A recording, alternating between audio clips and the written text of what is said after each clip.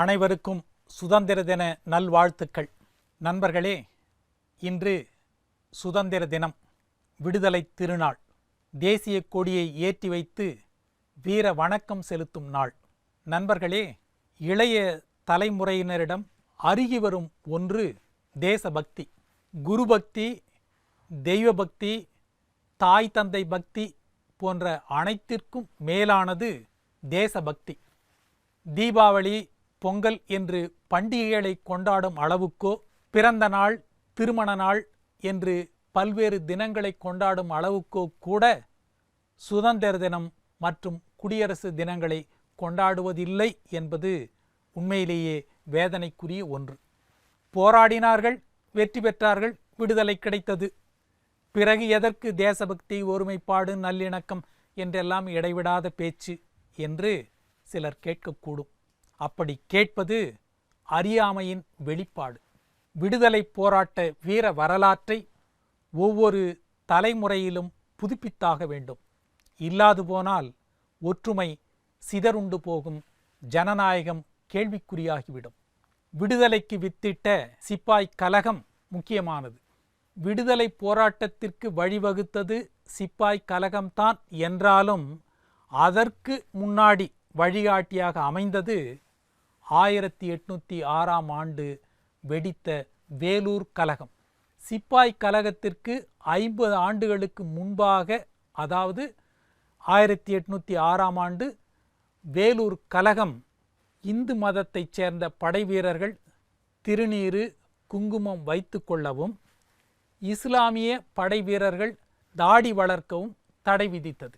இதனால் கொதிப்படைந்த வீரர்கள் ஆங்கிலேயருக்கு எதிராக போராட துணிந்தனர். அதற்கடுத்து 1857 முதல் விடுதலை போர். வேலூர் கலகத்திற்கு பிறகு இந்து முஸ்லிம் படை வீரர்களுக்கு விதிக்கப்பட்டிருந்த தடைகள் நீக்கப்பட்டன. ஆனால் இந்த கலகத்திலிருந்து பாடம் படிக்காத ஆங்கிலேயர்கள் 50 ஆண்டுகளுக்கு பிறகு இதே போன்ற அடக்குமுறையை வட இந்திய படை வீரர்கள் மீது திணித்ததால் தான் சிப்பாய் கலகம் ஏற்பட்டது.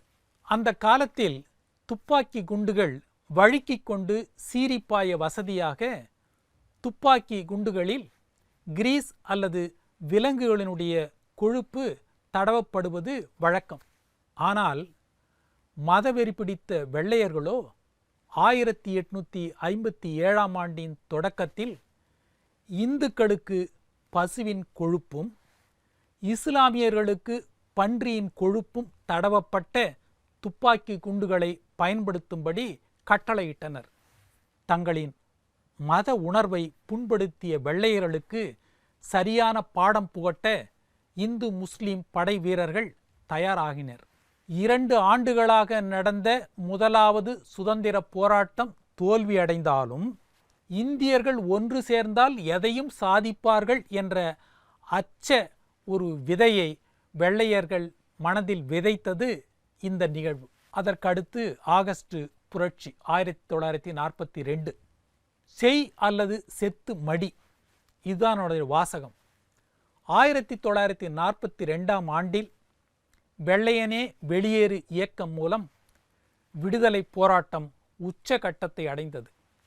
இம்மாநாட்டில்தான் டூ ஆர் டை, செய் அல்லது செத்து மடி என்ற தீர்மானம் முன்மொழியப்பட்டது. ஆங்கிலேயரிடம் அடிமைப்பட்ட நம் பாரதம் இந்தியர்கள் நடத்திய பல போராட்டங்களை கண்டு நடுங்கிய ஆங்கிலேயர்கள் இனி வேறு வழியின்றி இந்தியாவுக்கு சுதந்திரம் அளிக்க முன்வந்தனர்.